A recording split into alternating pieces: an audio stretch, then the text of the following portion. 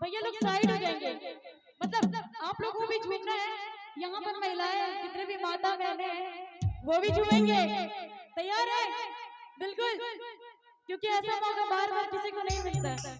और तो मैं तो आपके मनेनगढ़ क्षेत्र से हूँ। किस बात की तैयार है आप सभी? बिल्कुल आ जाएंगे, शर्माएंगे नहीं बिल्कुल आप सभी। पीछे वाले आप लोग भी बहुत शर्मा रहे हैं, आप लोग भी सामने आ जाएंगे क्योंकि ऐसा मौका बार बार नहीं मिलता है। चलिए बिल्कुल सामने आप सभी आ जाइए। दीदी आप लोग भी, भैया लोग को बोलना नहीं पड़ रहा है, आप लोग को तो बार बार बोलना पड़ रहा है। मैं आंटी से चाहूंगी कि जितने भी मेंबर्स हैं, कमेटी मेंबर्स, वो आ जाएंगे। शर्माइए मत बाबा।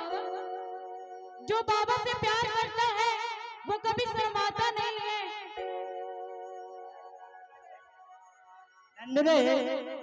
जो करे शर्म